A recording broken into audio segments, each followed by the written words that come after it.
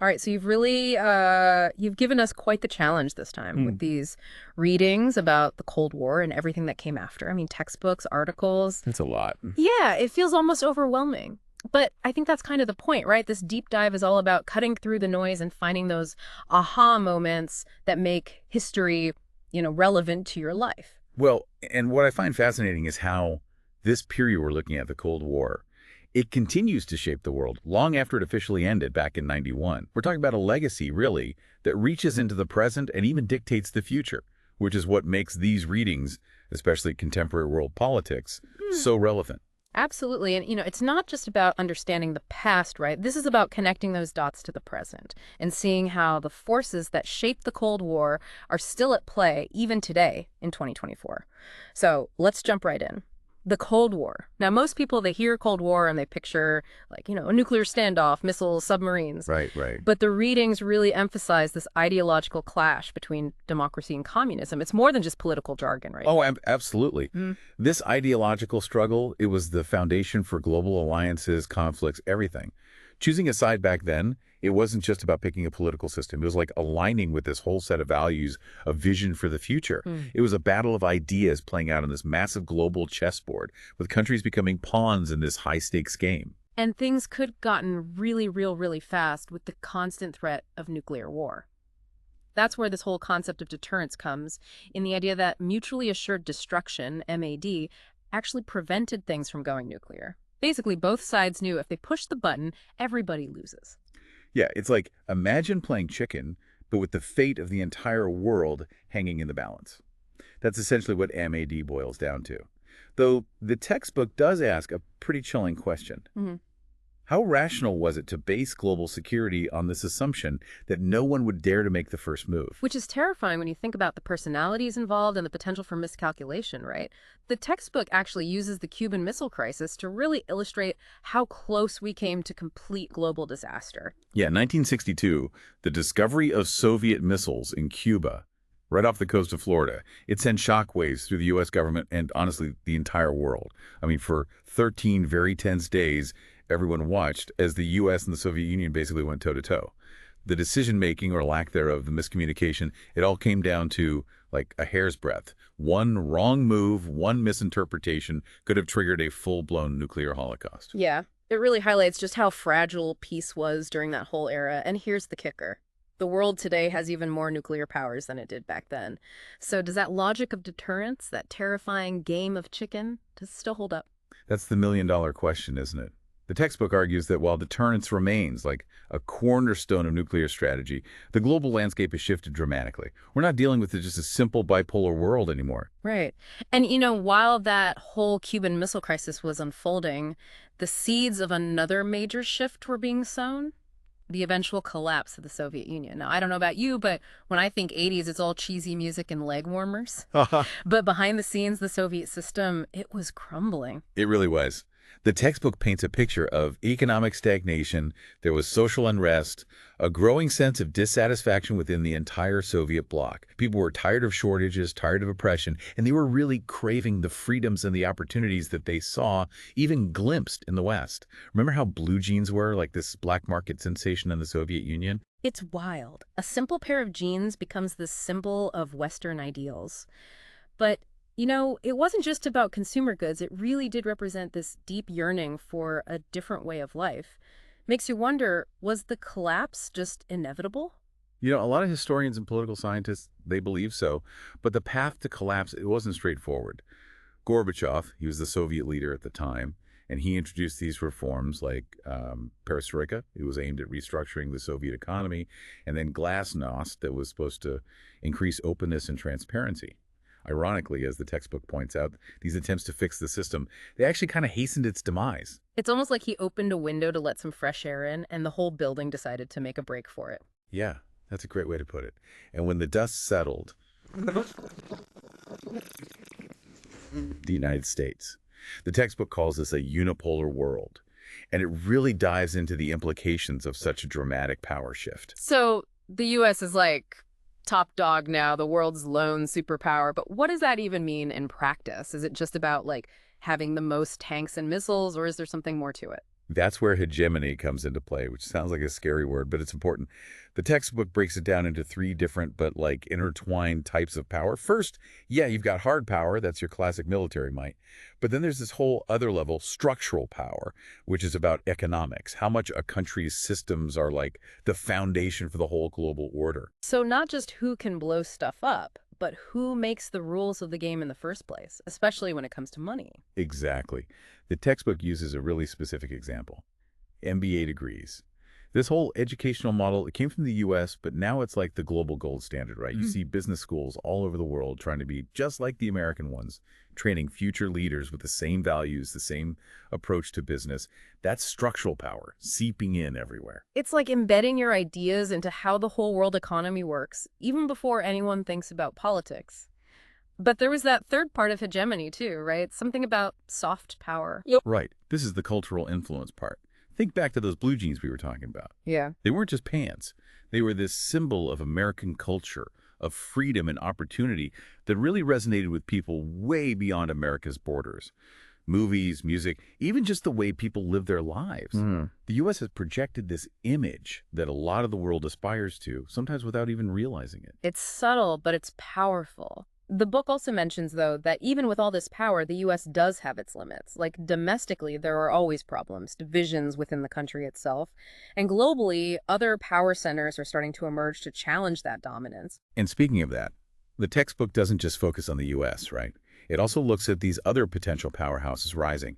You've got the EU, ASEAN, and of course China developing at an incredible speed. Each one has strengths, but also weaknesses when it comes to changing the way things are right now. Out of those, China gets a lot of attention as, like, the potential next superpower. What is it about them that makes them stand out in the readings? Their economic growth over the past few decades has been absolutely insane. They've lifted millions out of poverty, and they're becoming more and more assertive on the world stage. But the textbook makes sure to point out that China has its own set of problems too. Things like economic inequality, environmental concerns, those could easily throw them off course in the long run. So it's not as simple as, like, one country taking the reins from another. It's more complex than that. Way more complex. And that's what I appreciate about contemporary world politics. It pushes you to think beyond those simple narratives. Take the EU, for example. The book uses this really interesting analogy, comparing it to a village. Okay, I'm listening. How does the EU relate to village life? Well, think about it. Even if you had issues with the head man of your village, found them annoying, whatever, you could just pick up and leave, right? Everyone's interconnected, you depend on each other, and ultimately your fates are tied together. Same with the EU. It's this messy, complicated thing with internal disagreements, power struggles for sure, but the members are bound together by geography, economics, history. You can't just erase that. It's a good visualization for how interconnected the world has become in general. Even if you don't like what's happening, you can't just pretend it's not there. We're all in this together, whether we like it or not. Exactly. And that actually brings us to a region that's particularly relevant for us and our listeners, South Asia. See, the Cold War ending, it didn't magically erase tensions or conflicts in this part of the world, not even close. If anything, South Asia is like this mini version of the bigger picture we've been talking about, wouldn't you say? 100%. You've got democracy spreading, which is good, but you've also got these old, deep-seated conflicts still simmering, like the India-Pakistan rivalry, and the fact that both countries have nuclear weapons just adds this whole other layer of complexity to it. It really highlights that regional issues are never really regional at all. There's always this global dimension. The textbook doesn't shy away from the human cost of these conflicts either, does it? Not at all. It specifically mentions the Sri Lankan Civil War as a prime example. Decades of violence, unimaginable suffering. It's this stark reminder that behind all these geopolitical moves we're discussing, there are real people whose lives are being completely upended. It's heavy stuff. It is, and it's easy to forget that when we talk about global power shifts in this abstract way. Those human stories, though, they bring it all back down to earth. Speaking of global issues, the text also spends some time on these international organizations, like the UN.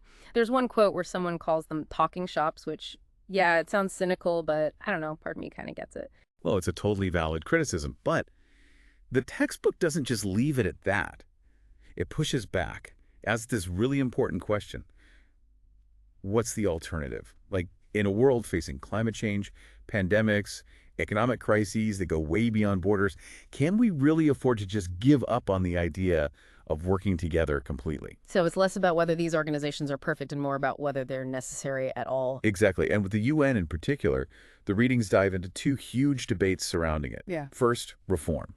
The Security Council, which is supposed to be the most powerful part of the UN, is often criticized for being, well, outdated. Like, it doesn't really reflect the way the world looks today. Which is especially relevant for us here in India, right? Given our bid for a permanent seat on the Security Council, it really makes you question if those existing power structures within the UN are even relevant anymore in this day and age. Right. And then the second debate is all about jurisdiction. Should the UN have more power to actually step in and do something when there's a global crisis? Or are some things just better left for individual countries to handle? The text uses the example of how the U.S., even though they're one of the founding members of the UN, they often do their own thing on the world stage, sometimes even going against what the UN decides. It really makes you think about that balance, between what's good for a single country versus what's good for the world as a whole. Can those two things even exist at the same time? That tension, it's there throughout the entire textbook. It's something I think our listeners are going to really connect with as they try to navigate this increasingly complicated world. Yeah, it's tough figuring out whose responsibility it is to solve these huge problems. And it makes you wonder, can an organization like the UN, which was designed way back after World War II, can it really handle the stuff we're dealing with now in the 21st century? It seems like a lot's changed since then. It really has, and the text doesn't shy away from that at all. It looks at the whole spectrum of opinions, from people saying the UN is basically useless now, to those who say, look, it's flawed, but we need something like this. There's no other option. So not ditching the whole thing, but maybe like a major renovation project. Exactly. The readings go into some pretty wild suggestions for UN reform. Some say expand the Security Council, give more power to developing countries so it's not just the same old voices. Others are like, no, make the whole decision-making process faster, more efficient, so it can actually respond to things in real time. It sounds like a massive undertaking, though, to rewire the entire system while it's still running. Makes you wonder, are there totally different models of global governance that could emerge, ones that aren't stuck with these old institutions? That's the million-dollar question, and the textbook doesn't pretend to have all the answers. What it does point out is the growing influence of these regional groups, like the EU and ANZIAN. By joining forces, they're able to throw their weight around more on the world stage, even without a single leader. So it's like forming alliances based on what's close to home, shared interests, rather than trying to get everyone on the same page all at once. In a way, yeah. And then you've got these other players that are harder to define, but they're wielding more and more influence. Multinational corporations, NGOs, even just regular people coming together in social movements. They're all shaping the conversation in ways we never could have imagined a few decades ago. It's wild how power isn't just held by countries anymore. It's way more spread out, harder to keep track of. But that comes with its own set of problems too, doesn't it? Definitely. A world where everyone's calling the shots in their own way, it can be unpredictable, chaotic even. Like, how do you get everyone on board to solve something like climate change when there's no clear authority figure to take charge? It's messy, that's for sure. It really does feel like we're at this crossroads, trying to make these old systems work while also realizing the future might be way more decentralized, less clear cut.